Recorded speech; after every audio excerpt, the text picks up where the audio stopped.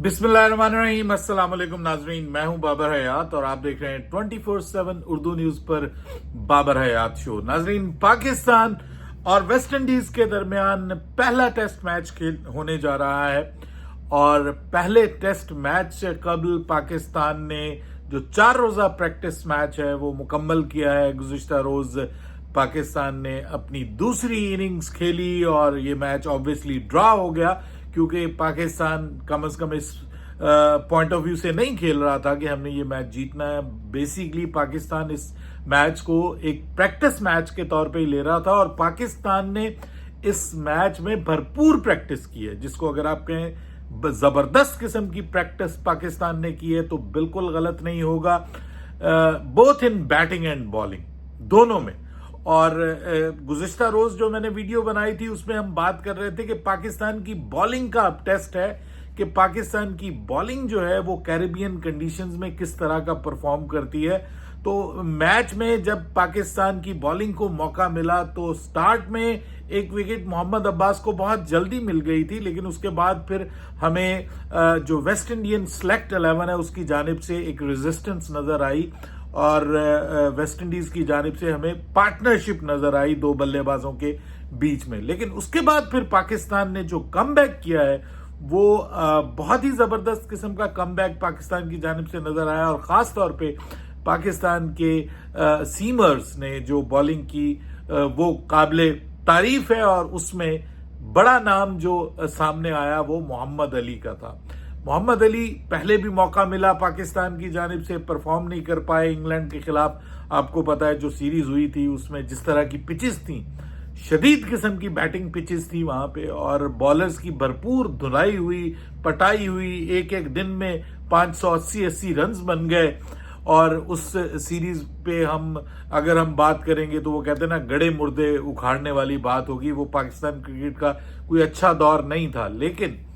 यहां पर जहां मौका मिला मोहम्मद अली ने तो उन्होंने पंजा मारा जी। 5 फॉर मोहम्मद अली, बहुत जबरदस्त उन्होंने बॉलिंग की। साथ में आमिर जमाल हमें अच्छे टच में दिखाई दिए,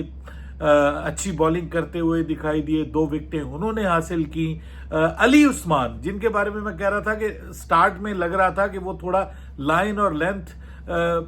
पाने में थोड़ी उनको दुश्वारी हो रही है, दिक्कत हो रही है, लेकिन बाद में उन्होंने भी अच्छी बॉलिंग की और वो भी 2 विकेटें लेने में कामयाब हुए और मोहम्मद अब्बास सिर्फ एक ही विकेट हासिल कर पाए क्योंकि ये विकेट जो है ये उस तरह से मोहम्मद अब्बास के बॉलिंग स्टाइल को सपोर्ट नहीं करती। उनकी थोड़ी स्पीड भी कम है और इस तरह की पिचेस में खासतौर पे वेस्ट इंडीज के जो ग्राउंड्स हैं वहां पे मुझे मोहम्मद अली ज्यादा एक जबरदस्त किस्म की बॉलिंग ऑप्शन के तौर पे दिखाई दे रहे हैं क्योंकि उनके पास थोड़ी स्पीड भी है और वो बॉल को वो कहते हैं ना, हिट ऑन द डेक वाली जो बॉलिंग वो करते हैं वो ज्यादा फायदेमंद साबित हो सकती है इन कैरेबियन कंडीशंस में। लेकिन ओवरऑल खुर्रम शहजाद ने भी बॉलिंग तो की और काफी नपी तुली बॉलिंग की, इकोनॉमिकल बॉलिंग उन्होंने की, लेकिन वो विकेट हासिल करने में कामयाब नहीं हुए। उसके बाद फिर पाकिस्तान ने दोबारा बैटिंग की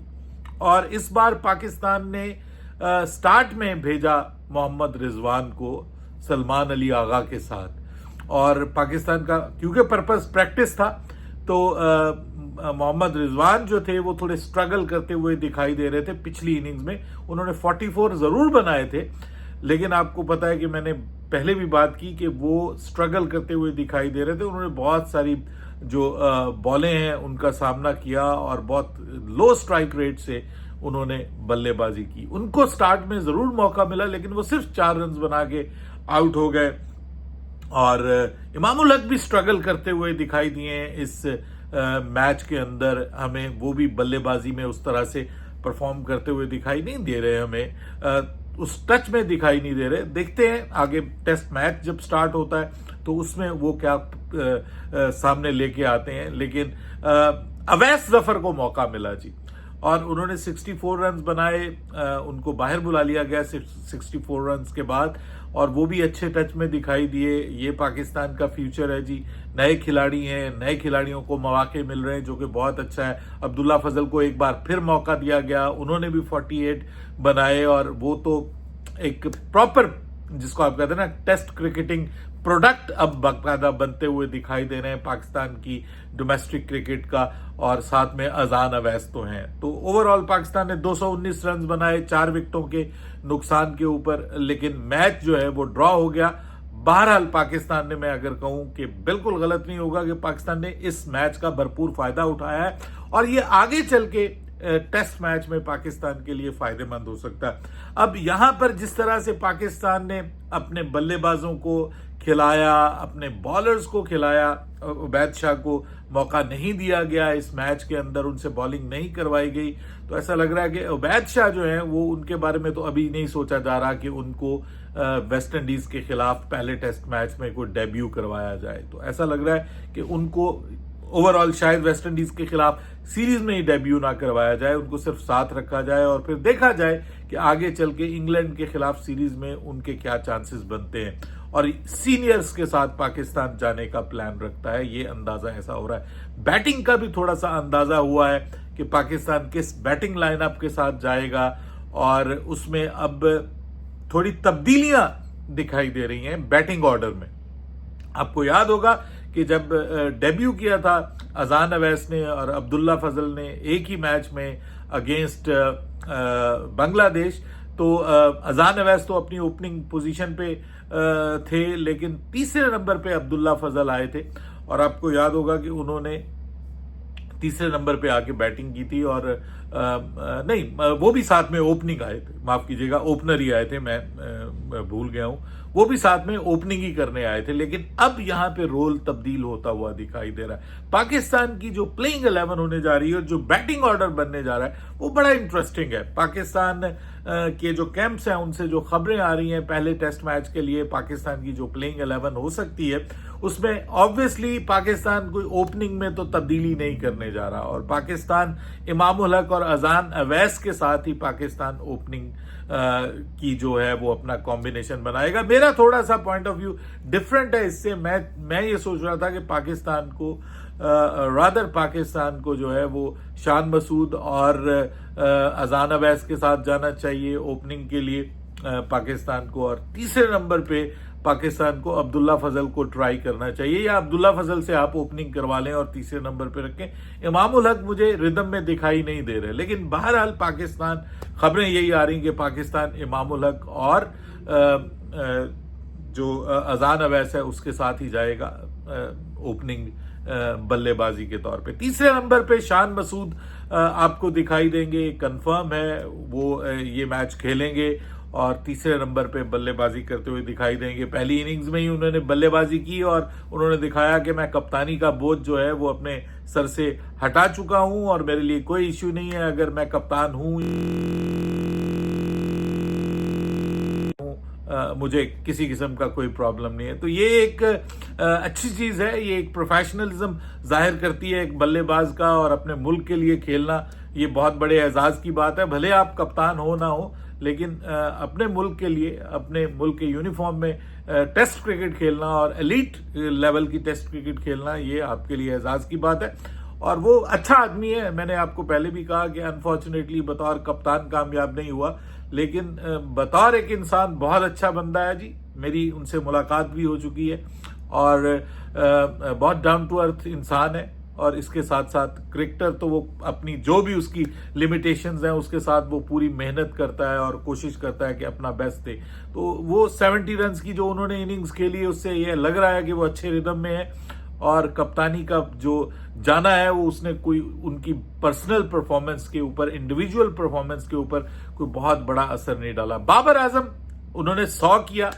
और दिखाया कि I am back with my form, और वो टेस्ट क्रिकेट के लिए बतौर बल्लेबाज भी तैयार हैं, बतौर कप्तान भी तैयार हैं। और अक्सर ऐसा लगता है कि बाबर आजम जब कप्तान बनते हैं तो उनकी बल्लेबाजी बेहतर हो जाती है, अच्छी हो जाती है, और ये पिछली बार भी हुआ था। ये अलग बात के बाद में वो स्ट्रगल करते थे, जब जो फिर उनकी कप्तानी जाने की वजह भी बनी उनकी परफॉर्मेंस, लेकिन अब दोबारा वो फॉर्म में दिखाई दे रहे हैं, तो उन पे सबकी निगाहें होंगी कि भाई बाबर आजम बतौर बल्लेबाज कैसा परफॉर्म करता है, और फिर एक कप्तान के तौर पे भी उनका इम्तिहान होगा कि यूथ और एक्सपीरियंस का जो कॉम्बिनेशन है उसके साथ बाबर आजम किस किस्म की कप्तानी करते हैं। पहले तो वो आपको पता है कि उनके ऊपर इल्जाम भी लगते रहे कि भाई ये अपनी पसंद की टीम खिलाते हैं, लेकिन अब जो उनको स्क्वाड अवेलेबल है उसमें जो प्लेइंग 11 बनानी है ये भी एक चैलेंज है कि उसमें आपने कितने बॉलर्स कितने स्पिनर्स के साथ जाना है, ऑलराउंडर को खिलाना है, कौन से ऑलराउंडर को खिलाना है, किसको बिठाना है, ये अब उनके ऊपर एक बड़ा इम्तिहान है और उनको बड़े फैसले लेने हैं। बहरहाल चौथे नंबर पे बाबर आजम, पांचवें नंबर पे खबर ये आ रही है कि अब्दुल्ला फजल को लाया जा रहा है और उसकी वजह यह है कि एक तो वो लेफ्ट हैंडेड है, दूसरा सऊद शकील क्योंकि टीम का हिस्सा नहीं है, तो सऊद शकील की जगह उनको नंबर 5 के ऊपर लाया जा सकता है और वो बतौर लोअर मिडल ऑर्डर बल्लेबाज उनको आजमाया जाएगा। और ये आपने देखा होगा कि इस मैच में भी उनको लोअर मिडल ऑर्डर पे ही लाया गया, उनको ओपनिंग नहीं करवाई गई। अवैस जफर भी अच्छी बैटिंग करते हुए दिखाई दिए हैं, वो भी एक अच्छा एसेट बनते हुए दिखाई दे रहे हैं, लेकिन फिलहाल मुझे ऐसा लगता है कि नंबर 5 के ऊपर अब्दुल्ला फजल को ही आजमाया जाएगा। नंबर 6 पे मोहम्मद रिजवान ही होंगे, उनकी करंट फॉर्म तशवीशनाक जरूर है लेकिन उनको ही मौका दिया जाएगा। हालांकि गाजी गौरी को भी सेकंड इनिंग्स में आजमाया गया, लेकिन मोहम्मद रिजवान ही आपको पाकिस्तान की तरफ से विकेट कीपर बल्लेबाज के तौर पे नंबर 6 के ऊपर नजर आएंगे। 7वें नंबर पे सलमान अली आगा को लाया जाएगा, जो पाकिस्तान रीसेंट टेस्ट मैचेस खेले हैं, पाकिस्तान इसी कॉम्बिनेशन के साथ गया है, तो उस कॉम्बिनेशन में सिर्फ एक तब्दीली जो हो रही है, एक तो ओपनिंग में तब्दीली है, अजान अवैस आ गए हैं, नए ब्लड को शामिल किया गया, फिर सऊद शकील की जगह अब्दुल्ला फजल को लाया जाएगा और ये एक अच्छा यंग ब्लड का इजाफा पाकिस्तान क्रिकेट में साबित हो सकते हैं। और उसके बाद फिर 7वें नंबर पे फिर आपको आगा सलमान नजर आएंगे बतौर एक स्पिन बॉलिंग ऑलराउंडर। अब एक इंटरेस्टिंग चीज है, कुछ लोगों का यह मानना है कि यहाँ पे इतनी ज्यादा लंबी बैटिंग खिलाना जो है वो अजीब फैसला हो सकता है और पाकिस्तान को कम से कम 4 सीमर्स के साथ जाना चाहिए, दिन में 3 प्रॉपर सीमर्स और एक जो है वो बॉलिंग ऑलराउंडर के तौर पे, सीम बॉलिंग ऑलराउंडर के तौर पे आप रख सकते हैं। स्पिन सिर्फ एक आपको रखनी चाहिए और एक प्रॉपर स्पिनर के तौर पे, लेकिन पाकिस्तान आगा सलमान को भी खिलाएगा जहां तक मेरा ये जाती तज्जिया है और ये खबर भी यही आ रही है कि आगा सलमान ही 7वें नंबर पे आएंगे। 8वें नंबर पे आमिर जमाल को खिलाया जाएगा, वो बॉलिंग में अच्छे रिदम में दिखाई दे रहे हैं, बल्लेबाजी में भी उनको मौका दिया गया, दोनों इनिंग्स में उनको मौका दिया गया है, तो पाकिस्तान आमिर जमाल के साथ जाएगा और बतौर एक बॉलिंग ऑलराउंडर वो नंबर 8 के ऊपर आपको दिखाई दे सकते हैं। नंबर 9 ऑब्वियसली मोहम्मद अब्बास या मोहम्मद अली, दोनों में से कोई एक आप समझ लीजिए, क्योंकि पाकिस्तान अगर फास्ट बॉलर्स की बात करें तो मोहम्मद अब्बास और मोहम्मद अली के साथ ही जाएगा, क्योंकि मोहम्मद अली जो है वो ज़बरदस्त टच में दिखाई दिए हैं, उन्होंने अच्छे रिदम के साथ बॉलिंग की है और फिर पुरानी बॉल का अच्छा इस्तेमाल किया है, जिस पे मैं उस वक्त भी बात कर रहा था कि जब गेंद पुरानी होगी तो रिवर्स स्विंग किस तरह से उस एंगल को इस्तेमाल किया जाता है और पुरानी बॉल के साथ कैसे बॉल की जाती है वो देखना है। रिवर्स स्विंग में आमिर जमाल ने भी अच्छी बॉलिंग की है और वो उनका तो नेचुरल एक एंगल है उनकी बॉलिंग का कि जो उनको सपोर्ट करता है कि वो रिवर्स स्विंग करें। और उसके बाद फिर पाकिस्तान डेब्यू करवाने जा रहा है जी, ऐसी खबरें आ रही हैं अली उस्मान को बतौर एक स्पेशलिस्ट लेफ्ट आर्म स्पिनर के तौर पे। साजिद खान को बॉलिंग में मौका जरूर मिला है लेकिन वो विकेटलेस रहे हैं। उस्मान जो हैं वो थोड़े बेहतर दिखाई दे रहे हैं और लग रहा है कि उनको पाकिस्तान की प्लेइंग 11 में मौका मिलेगा और वो डेब्यू करेंगे। सो इस तरह से ये पाकिस्तान का कॉम्बिनेशन बन रहा है। इसमें तब्दीलियां हो सकती हैं, आप सोच सकते हैं तब्दीली करने के हवाले से। खुर्रम शहजाद जो हैं वो उनके बारे में भी बात हो रही कि भाई उनको कहाँ रखा जाए, तो खुर्रम शहजाद मुझे लगता है कि इस मैच में खुर्रम शहजाद अपनी जगह नहीं बना पाएंगे। पाकिस्तान अपने उसी कॉम्बिनेशन के साथ जाएगा जो नंबर 7 तक प्रॉपर बल्लेबाजी करते आ रहे हैं पाकिस्तान के बल्लेबाज, उसी कॉम्बिनेशन को पाकिस्तान लेकर के चलेगा, क्योंकि यहाँ पे जो पिचेस हैं वो और थोड़ा आसानी भी हो सकती है, डिपेंड करता है कि वेस्ट इंडीज कौन सा बॉलिंग अटैक मैदान में उतारेगी। उनके पास अच्छे सीमर्स हैं और जबरदस्त बॉलिंग है, उनके साथ स्पिनर भी उनके पास अच्छे हैं। देखते हैं वेरिकन को खिलाते हैं या मोती आते हैं या कौन आते हैं उनकी प्लेइंग 11 में। बहरहाल अब 25 को पाकिस्तान को एक बड़े इम्तिहान का सामना है, देखते हैं पाकिस्तान की परफॉर्मेंस क्या रहती है। आपकी प्लेइंग 11 क्या है मुझे जरूर बताइएगा कमेंट्स में। बाबर हयात को इजाजत दीजिएगा। अल्लाह हाफिज।